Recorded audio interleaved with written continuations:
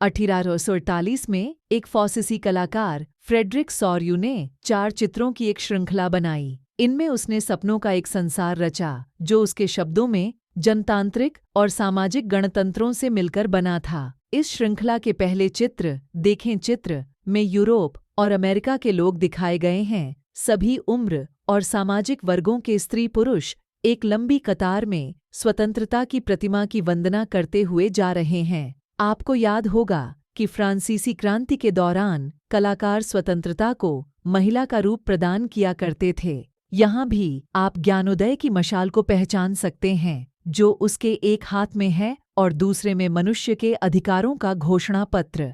प्रतिमा के सामने जमीन पर निरंकुश संस्थानों के ध्वस्त अवशेष बिखेर हुए हैं। निरंकुशमवाद एब्सोल्यूटिज्म ऐसी सरकार या शासन व्यवस्था जिसकी सत्ता पर किसी प्रकार का कोई अंकुश नहीं होता। इतिहास में ऐसी राजशाही सरकारों को निरंकुश सरकार कहा जाता है जो अत्यंत केंद्रीकृत सैन्य बल पर आधारित और दमनकारी सरकारें होती थीं। सॉरयू के कल्पनादर्श यूटोपिया में दुनिया के लोग अलग राष्ट्रों के समूहों में बंटे हुए हैं जिनकी पहचान उनके कपड़ों और राष्ट्रीय पोशाक से होती है। कल्पनादर्श यूटोपिया एक ऐसे समाज की कल्पना जो इतना आदर्श है कि उसका साकार होना लगभग असंभव होता है। स्वतंत्रता की मूर्ति से कहीं आगे इस जुलूस का नेतृत्व कर रहे हैं संयुक्त राज्य अमेरिका और स्विट्जरलैंड जो तब तक राष्ट्र राज्य बन चुके थे। फ्रांस जो क्रांतिकारी तिरंगे से पहचाना जा सकता है प्रतिमा के पास अभी अभी पहुंचा है।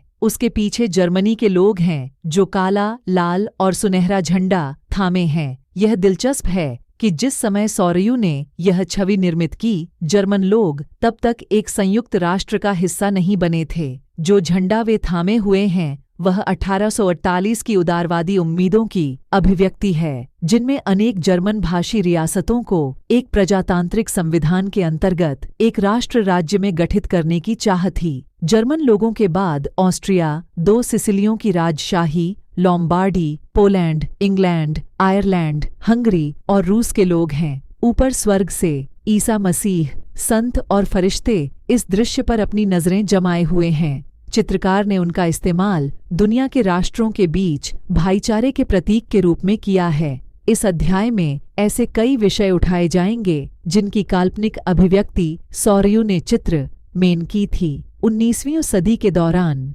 राष्ट्रवाद एक ऐसी ताकत बनकर उभरा जिसने यूरोप के राजनीतिक और मानसिक जगत में भारी परिवर्तन ला दिए। इन परिवर्तनों से अंततः यूरोप के बहुराष्ट्रीय वंशीय साम्राज्यों के स्थान पर राष्ट्र राज्य का उदय हुआ। यूरोप में लंबे समय से एक ऐसे आधुनिक राज्य की गतिविधियां और विचारम विकसित हो रहे थे जिसमें स्पष्ट रूप से परिभाषित क्षेत्र पर प्रभुसत्ता एक केंद्रीय शक्ति की थी। लेकिन राष्ट्र राज्य में न केवल उसके शासकों बल्कि उसके अधिकांश नागरिकों में है एक साझा पहचान का भाव और साझा इतिहास या विरासत की भावना थी। साझेपन की यह भावना अनंत काल से नहीं थी। यह संघर्षों और नेताओं तथा आम लोगों की सरगर्मियों से निर्मित हुई थी।